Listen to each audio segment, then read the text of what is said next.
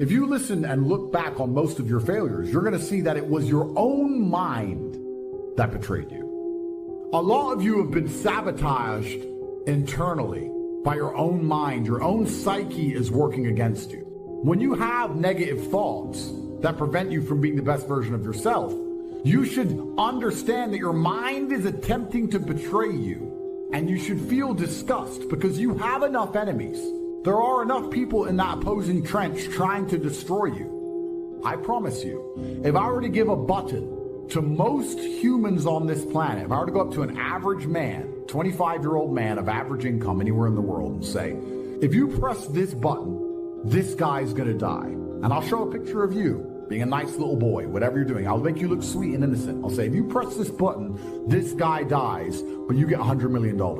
You do understand that 99.9% of people will press that button, right? Without remorse. And if they do, they'll distract themselves with a Lamborghini and with bitches. That's it. They won't care about you.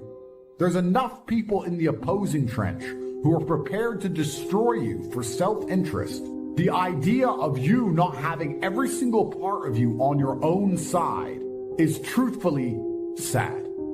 You cannot allow your own mind to betray you ever. Once your mind is on side, that's when you can go and look for other teammates. You can expand your network of other people whose psyche is all 100% on their side. Then you can go and get things done. But the idea of self-betrayal is something most of you are struggling with and you didn't even realize. And I want you to actually think about it. How many times have you doubted yourself? Didn't feel like doing something you knew you were supposed to do? How many times has your mind tricked you into procrastination or being lazy? How many times have you sought comfort in excuses? How many times have you betrayed yourself? Don't worry about your enemies attempting to crush you. It wasn't your enemies that tricked you. It wasn't your enemies that outmaneuvered you or outsmarted you. You were simply self-betraying. And until you identify that pattern, then you're always going to lose against people who fully believe in themselves. Most of you do not use your mind for what it's for. You've forgotten how to imagine things. You should be able to close your mind and imagine the life you want to live so viscerally, to the point where you can taste it, so that this reality, the one outside of your mind, feels like nothing but a prelude, which allows you to get where you want to go. If you ask any champion of anything, they always envision themselves as champion all of the time. And the reason they do that is, one, so they feel confident, but two, so that if they don't become champion, they're more angry and more motivated for the next attempt to ensure that they do become champion. If you lose, you would have spent so much time imagining it that you're really going to want it. And because you're really going to want it in your mind, you're going to be more motivated to work hard than ever before. But you cannot close your eyes and vividly imagine. You can't evoke an emotion in yourself anymore. This is an age-old skill that humans had very recently up till social media. Watch your friends when they're on TikTok. How long can they even focus on a video before they have to change? Half a second? All of your minds are broken. You can't even focus on anything anymore, to the point where you can't even appreciate the good things in your life. You're distracted. Your minds are broken. You need to rewire your mind and resist the slave programming. If you cannot control your own mind, then you are just a feather in the wind of life, because your own mind is the only thing you can control. You can't control the weather. You can't even control whether your heart stops beating. You might have a heart attack tomorrow. If you cannot control your own mind, then you go through life with zero control. A lot of people constantly asking me similar sounding questions about some degree of doubt that they seem to have in their mind when it comes to their capabilities or their intentions. There's so many people who doubt themselves or doubt what they're capable of doing. And your mind, at least, needs to be an absolute monarch. I cannot remember the last time I won anything unless I was winning by force. There's no easy ride to the end. There's no democratic, smooth sailing, fair election, liberal, bullshit versus conservative, we won the vote, crap, to the end goal. You're only ever going to win by force. So even if you're living in the West, when you understand you're living in a false democratic system, your mind must be an absolute monarchy where your commands are instantly obeyed and you instantly comply with your own mind. If your mind says, I'm going to train today, Your body must instantly comply with the overlord, which is your intention. You know, people talk about motivation all the time, and I'm tired of getting asked this fucking question. Let me explain something to you about motivation. If you felt like doing something and you didn't do it, you were never motivated. How you feel has absolutely nothing to do with motivation. Motivation can be measured purely by the action in and of itself. Did you take action? If so, you were motivated enough to do it. Even if you didn't want to do it, even if you hated the idea of doing it and was resentful about the fact you had to do it, that is motivation. Because when you look at words like procrastination, they give big fancy titles for this. What procrastination is essentially is wanting and needing and knowing that you must do something and disobeying yourself. That's the most ridiculous thing in the world, because if you can't listen to yourself, how do you expect anyone else to ever listen to you? If you can't listen to your own commands, you have no chance of having authority over everybody else, because people can smell it. They can tell a dosser when they see one. So in a democratic society, if you're unhappy with your ruler, you simply try and vote for somebody else, assuming democracy is real, which we know it isn't. In a kingdom, in an absolute monarchy, if you're unhappy with your ruler or you're unhappy with the country, you leave. And I think men at home today need to be absolute monarchs over their lives, and anyone who's unhappy with your leadership has every right to leave. Let's imagine this. You're an absolute monarch of your life. You say what you want to do, you say how you want it to be, you say how you're going to live, you get it done. If a woman decides to stick by you with your absolute instruction and command, then she believes in your leadership. If she leaves you because you are not bending or breaking to her will, because there's an absolute monarchy that you own, that she is living within, then you're going to find yourself very, very lonely. So a great way to measure your capability as a man is to wake up and say, this is the life I want to live, this is how I'm going to live it, this is what I'm going to do, and see who's sticking around beside you afterwards. So you can live with absolute monarchy and reign as a king, and you're going to find out a lot about your capability, not only from women, but from men too. What men want to stick by you when you say, look, this is how I'm going to live my life, this is what needs to be done, this is the life I'm going to live. If you're going to have the mentality of a democracy and start sitting around with your girlfriend or your friends and talking about what maybe should you do, you're now spending all your potential energy infighting in a bullshit civil war instead of actually focusing on the tasks at hand. And this is why people fail. Monarchies are built on the faith in the king himself. Democracies are actually based on the forever promise of a better future. Democracies are based on the fact that you have an idiot ruling you now, but don't worry, you get rid of the idiot and replace him with somebody competent later. And of course, another idiot wins, and you get told, don't worry, at the next chance, you get to get the idiot out. A king has an obligation to his constituents, which is why you need the mindset of a king for the exact same reason. You now have an obligation to the people who believe in you. You now have an obligation to yourself.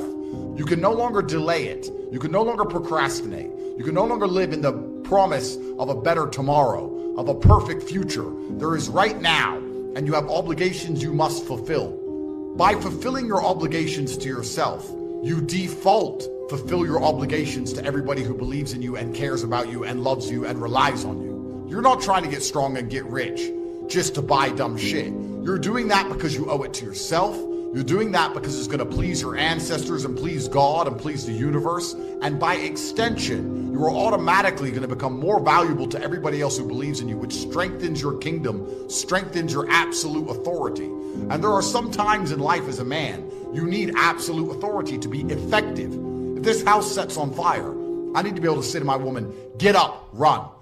I don't have time for her to say why. Where's the fire? Maybe you can put it out. My friend's boyfriend didn't yell at her like that. There's no time. I gave a command and I expect to be obeyed because it allows me to save her life and mine. If you do not have absolute authority over the people you are providing and protecting, you are not actually effective as a leader at all. What you have to look at is the price that you pay for procrastination and the price you pay for a lack of assertiveness in your life. In England, this dream of, oh, it's going to get better under this guy. Oh, we can vote him out. Let's get better under this guy. Tony Blair, Gordon Brown, David Cameron, and we just run through this endless series of morons. The price you pay is a wasted life because we only get one spin at this. And if you throw it away, you've thrown everything away. There's nothing more beautiful than absolute accountability as a man. Absolute accountability for all things, both the good and the bad, to blame absolutely everything on themselves. I promise you, If you stop making excuses, you stop waiting and praying for some kind of better future, and you wake up every day and say, all of the good in my life is my fault, and all of the bad in my life is my fault, and I'm the only one who can fix this. It's never going to get better by itself. It's never going to be easy. I have to win by force. I must force myself and my mind to brutally perform. There is a degree of comfort that comes when you understand that the power is within your own hands. I like monarchies because I like that there is a ruler, and all the good and all the bad that happens is one person's fault. In your life, that should be you. In the country you live in, it should be somebody you have faith in. Take full responsibility. Learn to reap without complaint. Important part of personal development. It's not the seed, it's not the soil, it's not the sunshine, it's not the rain, it's not the seasons that's to be criticized. We must take personal responsibility. It's your crop. Whatever you've reaped, it's your crop. Take responsibility. No complaint. And here's the next one. No apology. The best of human maturity is no apology if you've done well, and no complaint if you haven't. It's the day you know you've passed from childhood to adulthood. The day you accept full responsibility. What boys do is they point the finger at other people. When there's a challenge and you start pointing the finger, you'll never get to the next level. As soon as you start saying it's somebody else's fault, what you do is say, I'm a child and I need somebody grown to handle this. You need to look at yourself in the mirror and say, why are you only giving 50%? What's wrong with you? You've never looked at yourself in the mirror and said, you let you down. I take full responsibility and I'll do whatever it takes. I'll get up, I'll stay late. And that's why you point the finger, because you don't like how the pain feels. You ain't ready for the pain. You owe yourself. I didn't get here making excuses. No, my mama don't have no network. No, I'm not at a country club, but I'm still gonna be successful.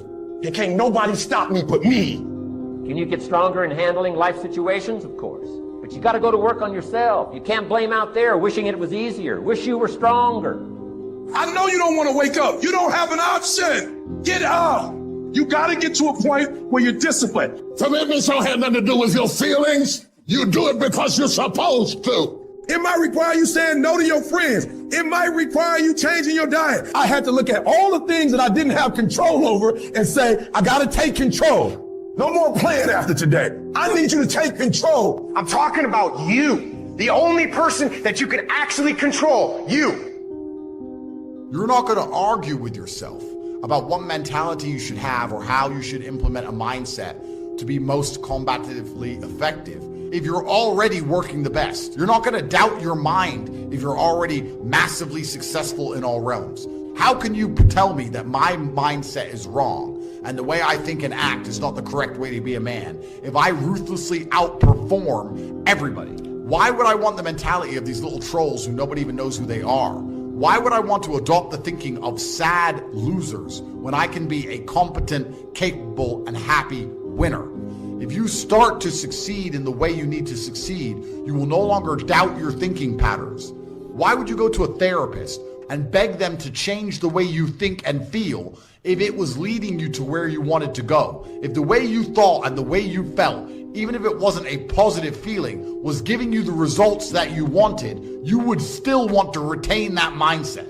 Isn't it beautiful for a man to turn up, try his absolute best, and be completely responsible for the results? There is nothing better as a man than to turn up and get a fair shot. You should want as a man to be judged for who you are and what you're capable of. You want to just say, here's who I am, this is what I can do, give me a fair chance. And you want to be the kind of man who says, if I have a fair chance, I'm going to win because I believe I can work harder than everybody else.